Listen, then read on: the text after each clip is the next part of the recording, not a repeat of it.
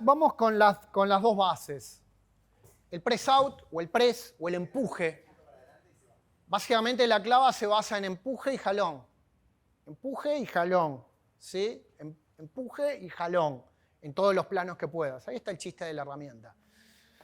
Como te había explicado, el press out verdadero es cuando llegas a los 90 de flexión y extensión de codo completo. ¿Tengo que llegar a esa postura? No. Va a depender justamente de tu condición. No te desvivas haciendo esto. Hacelo hasta el ángulo en donde sientas que estás recibiendo un estímulo y que no te vas a sacar el hombro. ¿Quedó claro? Bien. Y el pullover, ¿sí? Tenés una versión básica de pullover, que sería con los codos a 90, y la versión que necesitamos, que es con la mayor flexión de codo posible. ¿Sí? Entonces, lo que van a hacer ahora, y se van a ¿En el pullover con flexión completa hace contacto con nosotros atrás? ¿Con los? ¿Hace contacto la clava con nosotros? Hay que tratar que se mantenga separada, porque después en la dinámica tienen que estar separadas. Por eso. Entonces, tenés que hacer ajuste de hombro y de muñeca para que la clava quede alineada con el antebrazo, pero que no contacte el cuerpo, pero que no quede muy separada del cuerpo, pero que no quede pegada al cuerpo. ¿Se entiende? Claro. Bueno, ahí está el bardo. Por eso cualquiera agarra una masa y lo primero que sucede es que se la pone. Hacen plong acá, se la dan en la nalga, se la dan en un lado. Entonces, ahora, se van a aburrir. Se van a aburrir. Chabón, ¿cómo me voy a aburrir? Sí, te vas a aburrir haciendo press out y pullover, porque es la base de todo la base de fuerza estructural de todo lo que vamos a hacer. ¿Esta es la base? Sí, esta es la base. Pero no es divertido, no tiene por qué ser divertido. ¿Está? Tiene que servir. Entonces, la base de todo lo que estamos haciendo y lo que vamos a hacer es, desde la posición de la orden, el press out y el pullover. Codo, codo, codo, codo. Lo que decías vos, claro, no haces esto. Buscás mantenerlo ahí, porque después esto va a tener que estar balanceando ahí atrás. ¿Sí? Todo lo que puedas. Con los codos lo más cerrado que puedas. Desde acá vas a tener que recuperar primero de codo y después puro de hombro. Ahí manteniendo los ángulos clavados. Y desde ahí press out. Pero esto te vas a embolar de una manera atómica. ¿Sí? ¿Ok? Años de esto nada más, de esta base de fuerza. Es la que después te va a permitir revolear y hacer cualquier cosa. Prueben todos con todos los pesos lo que puedas. ¿Sí? ¿Cuántas? Las que puedas. ¿Con qué peso? Con el que puedas. ¿Sí? Claro. ¿Sí?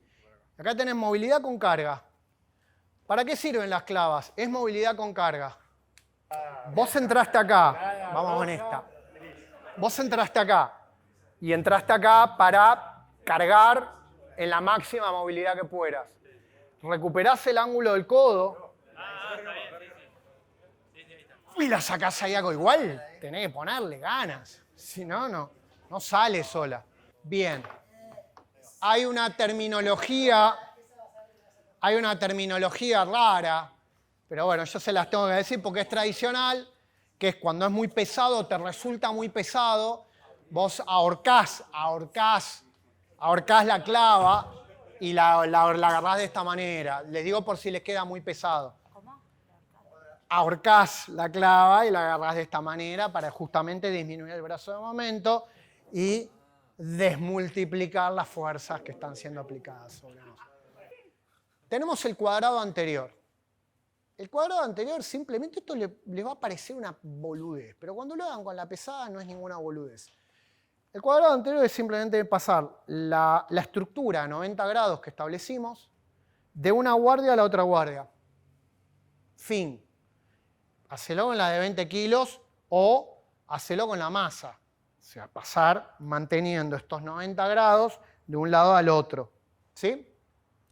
Y el cuadrado posterior es lo que yo les expliqué al principio, que no tenía mucho sentido, ahora empieza a tener más sentido, es pasar la clava justamente de un lado al otro. Fíjense que interesante como la referencia visual de los codos. Cuando yo esté atrás, no voy a tener tiempo cuando la clava pase rápido como para decir, ahora estoy en rotación interna y rotación. No, la clava pasa y si lo hiciste bien, y si lo hiciste mal, te sacaste. ¿Está claro?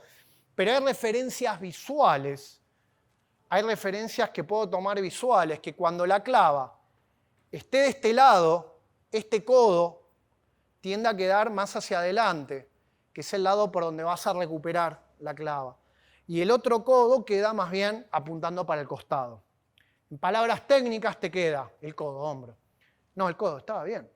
En palabras técnicas te queda un hombro rotado externo, ahí, un hombro rotado externo, y el otro rotado interno. ¿Sí? Que ese es el chiste de la clava. ¿Para qué hago esto? Para generar balance entre los rotadores.